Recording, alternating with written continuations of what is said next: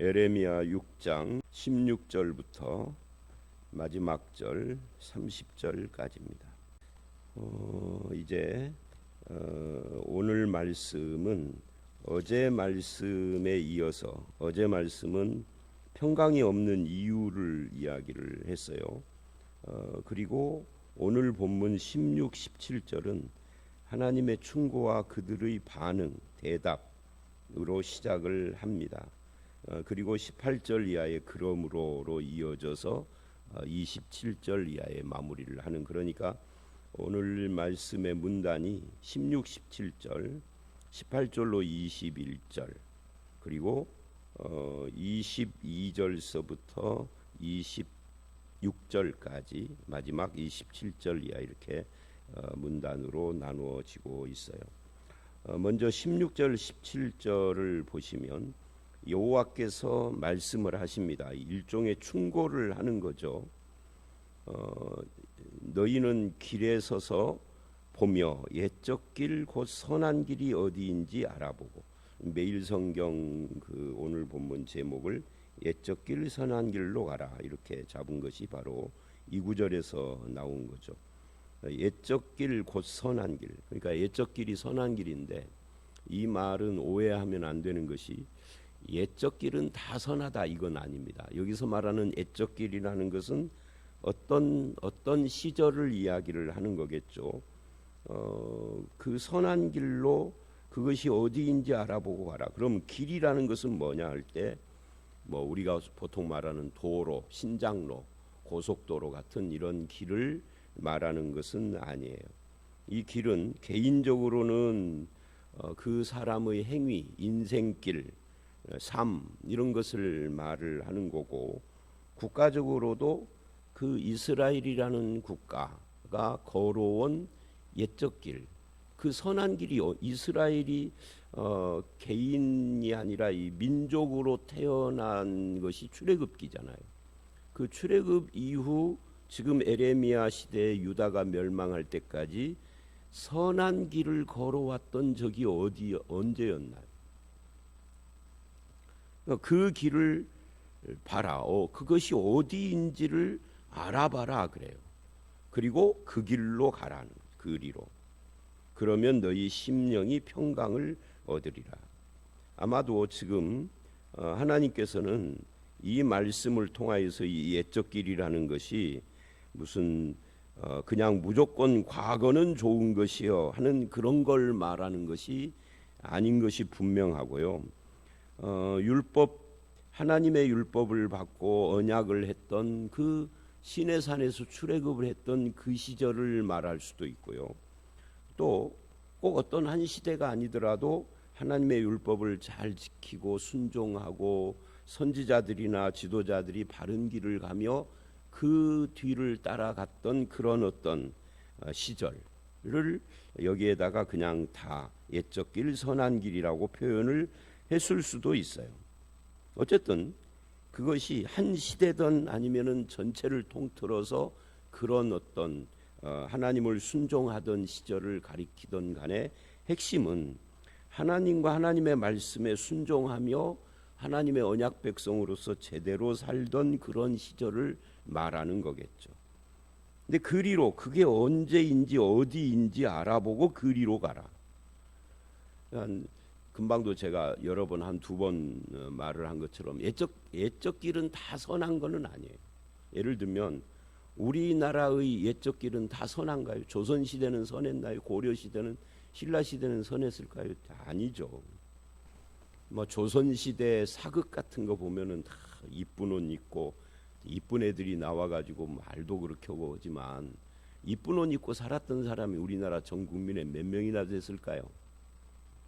실제로 그 조선 말에 선교사들이 찍은 사진 보면 드라마에서 나오는 그런 이쁜 옷은 하나도 없어요. 그거는 이제 아주 양반들. 근데 그 조선 왕과 왕실의 사람들 찍은 사진도 보면 드라마처럼 이쁘지는 않아요.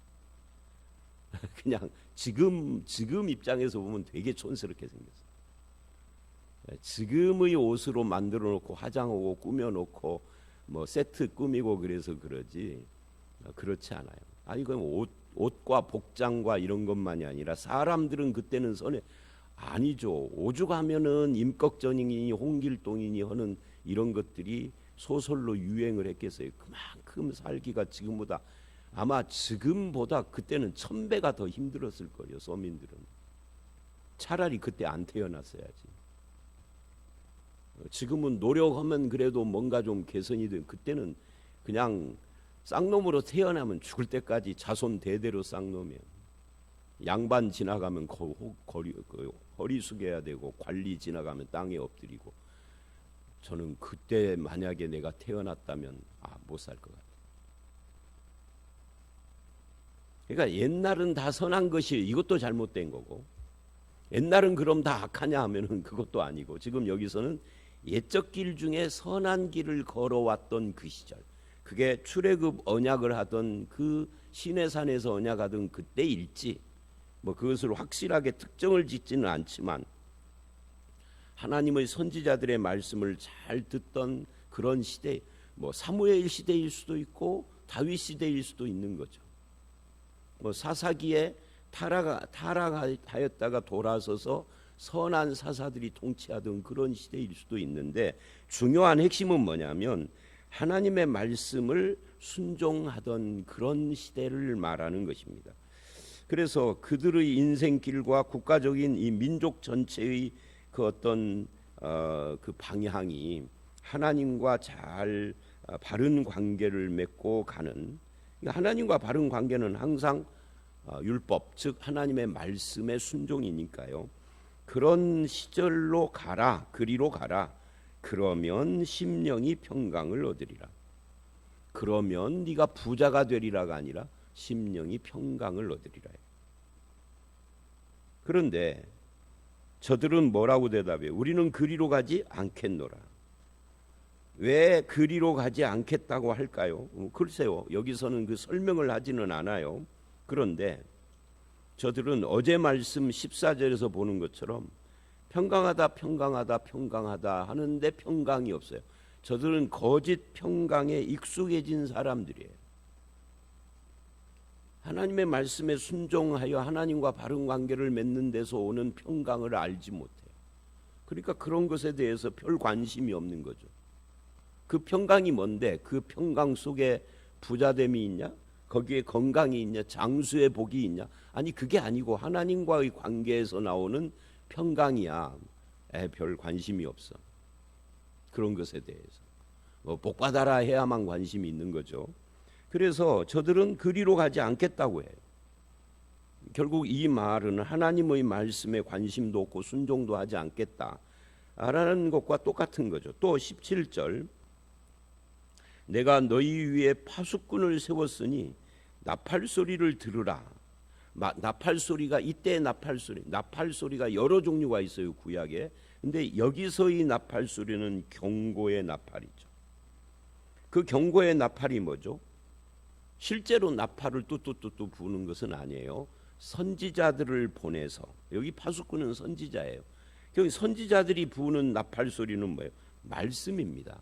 결국 계속 16, 17절은 하나님과 바른 관계를 위하여 말씀을 들으라는 것과 연관이 돼요. 근데 그들은 우리는 듣지 않겠다 그래요. 하나님의 말씀을 제대로 들으면 불편해. 그냥 그런 거 말고 성경 읽어놓고 40분 설교에 39분을 복받아라 평강하라 축복받아라만 하면 되는 것인데 뭘 그걸 또 말씀 들으라고 그래. 말씀은 설교 재료로 좋은 것만 뽑아서 해주시고, 그런 거 말고 좋은 것 뽑아서가 아니라 말씀 전체를 들어야 하는 거죠. 뽑아서 하는 설교의 맹점이 거기에 있는 거예요. 본문을 건너뛰는 거죠. 이렇게 뭐라 그럴까, 들어서 기분 나쁜 건 설교 않는 거죠. 그것이 문제예요. 30년을 교회를 다녀도 못 들어봤던 구절은 평생 한 번도 설교를 못 들어봐요. 교회를 아무리 잘 다녀도. 그러니까 그것이 바로 이런 것과 관계가 되는 겁니다. 그 말씀 그렇지 뭐 이렇게나. 어렸을 때부터 들었던 건, 근데 어렸을 때부터 들었는데 잘못 들었잖아요. 예를 들면 최근에 예를 들지 맙시다. 예를 들면 하다가 이거 안 들어야 되겠다는 생각이 버뜩 들었어요. 이유는 묻지 마십시오. 제가 들으려는 예가 적당치 않아서.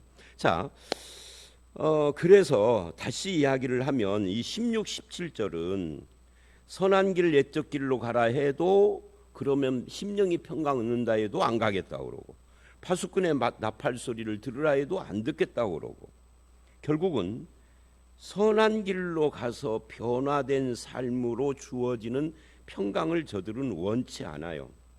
그저 위로나 하고 격려나 하고 죄악이 여전해도 평화만 외치고 축복만 받으라 하는 이런 것에 너무 익숙하고 그렇게 복 빌어주는 것에 너무 귀가 많이 열려서 그래요.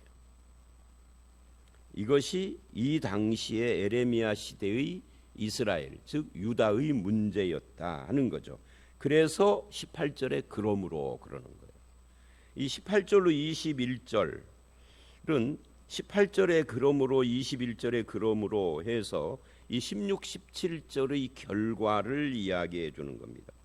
그 결과 어떤 일이 일어났느냐? 너희 나라들아 들으라, 무리들아 그들이 당할 일을 알라. 그 결과 어떤 일을 당하는 거예요. 땅이여 들으라, 내가 이 백성에게 재앙을 내리리니. 결국 저들이 선한 길을 거부하고 하나님의 나팔소리인 말씀을 거부함으로 재앙이 임한 것이다. 이게 이제 이스라엘이 당한 일의 핵심이 이거예요. 그러면 이스라엘만 그러느냐? 그거는 아니죠. 모든 이 땅의 사람들은 하나님과 하나님의 말씀을 청종치 않음으로 심판받는 거예요. 여러분, 전에도 여러 번 최근에도 했던 것처럼 죄 때문에 심판받는 사람은 하나도 없습니다. 그럼 왜 심판받죠? 회개치 않아서 심판받는 거예요. 왜 회개치 않죠? 말씀을 바로 안 들으니까, 거부하니까. 모든 무신론자와 타종교인들은 하나님의 말씀을 거부하는 자들이에요. 그런데 하나님의 말씀을 듣지 않고 거부하는 자가 교회 밖에만 있느냐? 그거는 또 아니에요. 교회 안에도 있다라는 것이 이게 문제예요. 교회 밖에야 뭐 그들이 그 길을 택하였으니까 그렇다 치고, 교회 안에는 하나님을 믿고자 온 사람들인데 근데 하나님의 말씀을 취사 선택하는 거예요. 듣기 좋은 것만. 듣기에 불편한 것은 그냥 귀 막아버리고 졸아버리는 거예요. 이것이 오늘 우리들, 저와 여러분의 문제다. 그래서 재앙이 임하는 겁니다. 이것이 그들의 생각의 결과라. 생각의 결과, 마음의 결과라는 거죠. 저들이 마음속으로 원치 않았다는 이야기입니다. 결국 심판은요, 죄 때문이 아니에요. 왜? 우리는 다 죄인이니까. 근데 우리도 죄인인데 우리는 구원받았고, 누구는 구원을 못 받고, 그 이유가 뭐예요? 우리는 회개했고 저들은 회개하지 않고요. 목사님, 회개만 갖고 되나요? 따지지 마십시오. 교리적인 거. 정확히 말하면은 믿음과 회개고, 더 정확히 말하면은 그 믿음과 회개도 선물이고 은혜니까 뭐 이거는 놔두고, 회개하지 않아서 그 회개를 왜 안 했느냐? 저들의 마음의 결과다. 생각의 결과라. 그들이 마음속으로 어떤 생각을 해요? 내 말을 듣지 않고 내 율법을 거절하는 이 생각, 이 마음. 재미있는 것은 하나님과 이스라엘이 무대 위에 배우라면 이 작품을 관람하는 관객은 이방인들, 온 세상이라고 하고 있는 것입니다. 그래서 땅이여 들으라 이렇게 말을 해요. 너희 나라들아 들으라. 이게 땅이여 나라들아 이 말은 이스라엘만 해당되는 게 아니죠. 온 세상, 온 나라의 백성들과 이 지구 전체를 말하자면 관객으로 삼고 하나님의 백성들에게 이 말을 하는 거예요. 그러니 여기에 누구도 해당된다는 거예요. 유다뿐만 아니라 이 말을 듣는 유다 이외의 이 땅의 모든 사람들이 다 해당이 되는 거예요. 내 말을 듣지 않고 내 율법을 거절하였으므로 재앙이 임하였다라고요. 앞에서 우리가 어제 봤던 아름답고 우아한, 아름답고 묘한 하나님의 백성 딸이 벌 받을 성이 된 것을 하나님이 이렇게 온 세상을 관객으로 삼고 무대 위에서 선포하고 있는 이런 모습을 우리는 이렇게 보고 있고, 이렇게 된 이유는 그들의 생각의 결과다. 그 생각이 뭐냐? 말씀을 거부하는 것이다. 20절을 보면 이렇게 이야기를 합니다. 시바에서 유향과 먼 곳에서 향품을 내게로 가져오면 어찌함이냐. 이 시바에 대해서는 아직도 어디라고 딱 단정이 안 되는, 뭐 시바 여왕 할 때 그 시바가 어디냐, 뭐 요즘으로 말하면 저 아랍에미리트, UAE 뭐 이런 어떤 저 사우디아라비아 저 동쪽 어느 쪽이라고 하는데, 또 어떤 사람들은 아프리카 뭐 이디오피아 쪽 어디라고도, 그래서 이거는 뭐 중요한 게 아닙니다. 거기서 유향과 향품을 먼 곳에서 가져오면 어찌함이냐. 그러니까 유향과 향품을 가져오는 이유가 뭐냐면, 예배드리려고 그 먼 곳에서 오는 경비가, 오늘날 비행기를 타고 가도 경비가 엄청 드는데 그때는 몇 달이고 걸어와야 되잖아요, 낙타 타고. 그러니까 오늘날 비행기 타고 가는 거는 게임이 안 될 정도로 경비가 들고 힘들고, 거기에다가 유향과 향품은 이게 말하자면 외국 제품, 수입품 아니에요. 그러니까 비싼 유향과 향품을 사 들고 하나님을 예배하러 온다는 거예요. 그런데 하나님이 뭐라고 그러냐면, 나는 그들의 번제를 받지 아니하며 가지고 와봐야 아무 소용없는 짓거리한다. 우리로 말하면 예배 안 받는다 그 말. 하나님이 예배를 안 받는 이유는 뭐냐 하면은 말씀에 순종하지 않기 때문이에요. 그러니까 예배보다 중요한 것이 뭐라는 거예요? 말씀을 순종하는 거예요. 순종하는 자의 예배를 기뻐하는 것이지 불순종하는 자의 예배를 기뻐하지는 않아요. 모든 예배가 다 좋은 건 아니에요. 어떤 경우에는 예배를 드릴수록 악한 것일 수도 있어요.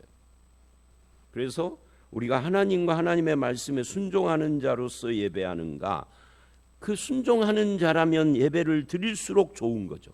그러나 불순종하는 자는 예배를 드릴수록 그 행위 자체가 악한 거예요. 그래서 번제를 받지 않는다. 희생제물을 달갑게 여기지 않는다. 그러므로 이같이 말씀한다. 보라 21절. 내가 이 백성 앞에 장애물을 두리니 아버지와 아들이 함께 거기 걸려 넘어지면 이웃과 친구가 함께 멸망. 이 장애물은 멸망이죠. 그러니까 앞에 19절의 재앙하고 같은 이야기입니다. 그러니까 결국 무엇에 열심을 내야만 하는가 하는 문제에 있어서 예배가 참, 제 말을 오해하면 안 돼요. 예배는 아무 의미 없다 이게 아니에요. 예배가 굉장히 중요한 거예요. 하나님을 예배하는 만큼 중요한 것이 어디 있어요. 근데 말씀을 순종하는 자의 예배여야 한다. 앞에 것이 빠져버리면 뒷것이 아무 의미가 없다. 그런 의미에서 외식하는 예배, 장엄하고 화려하고 어마어마한 분위기를 조성해서 드리는, 옛날 같으면 막 엄청난, 우리 관광지 가보면 막 엄청난 그 굵기의 기둥 막 세워져 있는 옛 신전들 보잖아요. 그게 무너졌는데 그 정도잖아요. 그런 것들이 막 어마어마하게 지어놓고 사람들이 들어가 보면은 막 눌려. 전에 터키에 가가지고 그 소피아 성당하고 맞은편에 뭐 이슬람 사원이 있어요. 거기는 멀리서 보기만 하고 안에 안 들어가 봤는데, 소피아 성당 들어가 보니까요, 이게 우리 교회의 천정 이런 건 그냥 개미새끼 같아. 얼마나 높은지, 높고 넓고 막 거기에 수많은 사람들이 들어가도 다 수용을 하고, 그 높은 천장마다 다 벽화를 그려놨고, 그 이슬람 사람들이 막 지우고 해가지고 그랬다는데도 어마어마하더라고요. 근데 그렇게 어마어마하게 화려하고 웅장하고 장엄하게 그렇게 예배당 지어놨어도 하나님은 그걸 우습게 여기는 거죠. 말씀을 순종하는 자의 초가집에서 드리는 예배보다 못한 거예요. 판잣집을 지어놓고 예배를 드려도 말씀을 중심으로 해야 하는 것입니다. 제가 우리 교회 예배당에서 제일 아쉬운 것이 성가대석이라고 그러잖아요. 이거 어쩔 수가 없어요. 짓는 단계에서 이걸 바꿀 수가 없었어요. 우리 교회 저는 예배당 마음에 들어요. 지은 지 이제는 한 13년 이렇게 됐지만 딱 찬양대석이 울림이 안 되니까, 울림이 되면은 참 우리 교회 찬양대 멋지게 나올 텐데 그게 안 되니까. 그런데 울림통이 잘 되는 웅장한 예배당을 지었다 해도 뭐가 없으면 아무 의미가 없다.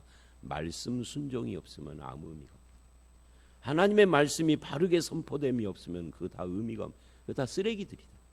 하나님께서 관심이 없다, 달갑게 여기지 않는다. 그거 멸망의 징조일 뿐이다. 그런 것들이. 소피아 성당 보고 참 안타까운 것이 그렇게 지어놓고 멸망했잖아. 동서가 나눠서 쌈박질하는 바람. 자, 22절 이하. 그래서 말씀 순종 없는 이스라엘을 심판하시는 하나님이 북방에서부터 큰 나라를 불러와서 유다가 멸망하는 장면을 26절까지 쭉 이야기를 하는 겁니다. 여기에 나오는 북방에서 온다 큰 나라가 22절, 그 다음에 23절로 26절은 그때 쳐들어올 때의 상황을 쭉 사실적으로 묘사하는 거예요. 이건 뭐 한 구절 한 구절 해석할 필요가 없어요. 전쟁 모습을 말하는 거니까. 그래 놓고 27절로 30절에 결론을 내립니다. 이렇게 결론을 내려요. 내가 이미 너를 내 백성 중에 망대와 요새로 삼아 그들의 길을 알고 살피게 하였노라. 이 말씀이 좀 이해가 되세요? 이해하기가 좀 어려워요, 이 말씀이. 근데 새번역 성경을 보면 이렇게 번역을 했습니다. 내가 이미 너를 할 때 이 너가 에레미야예요. 그래서 새번역은 에레미야야, 내 백성을 시험해 보아라. 금속을 시험하듯 시험해서 도대체 그들의 정체가 무엇인지 밝혀보아라. 새번역은 완전히 지금 우리가 읽은 이 27절하고 완전히 다르잖아요. 결국 그러니까 에레미야에게 하나님이 내 백성을 시험해 봐라, 정체가 무엇인지 시험해 봐라 라고 했다는 거죠. 그들의 길을 알고 살피게 하였노라. 이 말이 내 백성의 정체를 시험해 봐라. 도대체 저놈들이 예배를 저렇게 거창하게 드리는데 말씀은 순종하지 않고 도대체 누구냐 쟤네들이, 그런 이야기예요. 그랬더니 28절 그 결과가 나옵니다. 그들은 다 심히 반역한 자며 비방하며 돌아다니는 자며 그들은 놋과 철이며 다 사악한 자라. 여기 놋과 철이다 하는 이게 뭐예요? 아주 단단해가지고 아무리 두들겨도 파괴되지 않는. 그런데 29절을 보면 그럴지라도 풀무불을 맹렬히 불면 그 불에 납이 살라져서 단련하는 자의 일이 헛되게 되느니라. 이와 같이 악한 자가 제거되지 않겠느냐. 아무리 단단해도 아주 그냥 바뀌지 않아. 우리가 그 고집스러운 사람을 그렇게 말을 하잖아요. 이 양심에다가 철판 깔았다, 얼굴이 철판 깔았다, 뭐 이런 말을 하잖아요. 그러니까 아무리 부끄러운 일을 해도 반응이 없는 거예요. 철판 깔아가지고. 그래도 그 철판도 풀무불에 넣으면은 다 녹아버리는 거예요. 하나님의 심판 앞에 다 녹아버리는 거죠. 아무리 단련됐어도 결국은 그렇게 되는 겁니다. 그러는데 저들은 이렇게 이야기를 해요. 그렇게 해서 단련을 하는데 그러니까 녹아버리는데, 여기서는 녹아버리는 것을 이야기를 하는 것이 아니라 그렇게 단련하는 자의 일이 헛되다. 왜? 그래도 악이 제거되지 않는다. 풀무불에 넣어도 악은 제거되지 않으니 이게 지독한 거죠. 그래서 결론이 뭡니까? 30절 그들은 결국 내버린 은이 된 겁니다. 은은 은인데 내버린 은이에요. 왜? 하나님께서 버렸기 때문에. 내버린 은, 찌꺼기처럼 됐다, 그런 이야기입니다. 그러니까 앞에 풀무를 맹렬히 불면 그 불에 납이 살라져서 단련하는 자의 일이 헛되게 되느니라. 악이 제거되지 않기 때문에. 악을 제거하려고 그러는데 제거가 안 되니까 내버린 은이에요. 순도가 딸리는 거죠. 그러니까 이거 쓸모없는 거예요. 팔아먹을 수도 없고 은반지를 만들어야 비교가 돼서 안 되고, 이게 누구라는 거예요? 이스라엘이다 하는 이야기입니다. 자, 이 27절로 30절은 굉장히 은유적인 이야기인데 오늘 말씀의 결론이에요. 6장 전체의 결론이고 이게 에레미야서의 두 번째 설교의 결론이기도 합니다. 이제 7장서부터는 세 번째 설교를 10장 25절까지 해요. 그래서 오늘 말씀의 핵심은 뭐예요? 오늘 말씀의 핵심은 딱 하나입니다. 선한 길 옛적 길을 버리고 그리로 가면은 심령이 평강을 얻으리라고 했지만 거절하고 파수꾼의 나팔소리 하나님의 말씀을 듣지 않고 그들의 그 생각, 그들의 마음의 결론이 재앙입니다. 이것은 마치 내버린 은과 같이 변하지 않는 모습, 회개하지 않는 모습 때문에 이렇게 됐다라고 이야기를 합니다. 저와 여러분은 하나님이 우리 삶에 주시는 옛적 길, 선한 길, 즉 말씀의 길을 걸어가며 하나님의 말씀을 사랑하고 순종하고 하나님 앞에서 내버린 은이 아니라 귀하게 쓰임받는 은이 되시는 그런 성도들이 다 되시기를 주의 이름으로 축원합니다. 함께 기도하겠습니다. 하나님, 평강하다 평강하다 하나 거짓 평강을 외치는 바람에 여기에 익숙한 사람들이 하나님이 주시는 참된 심령의 평강을 거부하고 옛적 길, 선한 길, 말씀의 길을 듣지 않고 그 길을 거부하며 스스로 마음으로 하나님의 재앙을 초래하여 결국은 내버린 은이 된 이런 모습들을 살펴보면서